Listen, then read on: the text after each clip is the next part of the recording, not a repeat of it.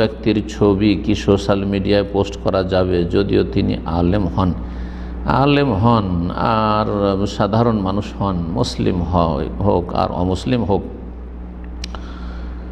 এই ক্ষেত্রে আমি আলোচনা করছি, কোরআন ও হাদিসের আলোকে উত্তর প্রদান করে উপকৃত করবে ইনশাআল্লাহ। জি, এই ক্ষেত্রে বলবো যে একজন মুসলিম, বিশেষ করে একজন মুসলিম মুমিন, সে জীবিত অবস্থায় যেমন সম্মানিত আর মানুষ হিসাবে যে কোনো মানুষ হিসাবে সম্মানিত, ঠিক তেমনি মৃতদেহ সম্মানিত। জি, যেমন জীবিত অবস্থায় তার সম্মানের আমরা খেয়াল রেখে থাকি, তেমনি মারা যাওয়ার পরেও তার সম্মান, শ্রদ্ধা এবং তার মর্যাদার আমাদেরকে লক্ষ্য রাখতে হবে। এই জন্য নবী সাল্লাল্লাহু আলাইহি ওয়াসাল্লামের একটি হাদিস রয়েছে, সেই হাদিসটি আবু দাউদ ইবনে মাজায় রয়েছে। বলছেন, কাসরু আজমিল মাইয়াতে কাসরিহি হাইয়ান। কাসরু আজমিল মাইয়াতে, মৃত ব্যক্তির হাড় হাড্ডিকে ভাঙা ওই রকমই অপরাধ, অন্যায় যেমন কাকাসরি হাইয়ান, জীবিত মানুষের যদি কেউ হাড় হাড্ডিকে ভাঙে, মারধর করে।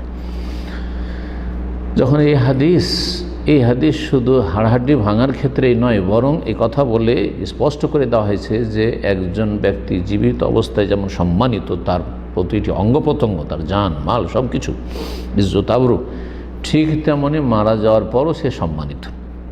চিন্তা করুন তো, একজন জীবিত ব্যক্তিকে যদি জিজ্ঞাসা করা হয় যে তুমি মারা যাওয়ার পরে তোমার ছবি বা এমনকি মুমূর্ষু অবস্থায়, মতের পূর্বে অথবা খুব সিরিয়াস অসুস্থ অবস্থায় যে হাসপাতাল থেকে রোগীদের ছবিগুলি ভাইরাল করা হয় সোশ্যাল মিডিয়াতে, এটা কি কোনো একজন সুস্থ মস্তিষ্ক সম্পন্ন মানুষ আর জ্ঞানী মানুষ নিজের জন্য পছন্দ করবে? কখনো পছন্দ করবে না। তো সেই ব্যক্তি যখন পছন্দ করছে না জীবিত অবস্থায়, তাহলে তার মারা যাওয়ার পরে সে কোনো কিছুই করতে পারছে না, আর তার মৃতদেহ নিয়ে আপনারা খেলতামাশা করছেন, এটা মোটেই জায়েজ নয়, এটা কোনো ভালো কাজ না। সেটা যে কোনো ব্যক্তির হোক না কেন, সে আলেম হোক আর সাধারণ লোক হোক, সৎ হোক আর অসৎ হোক।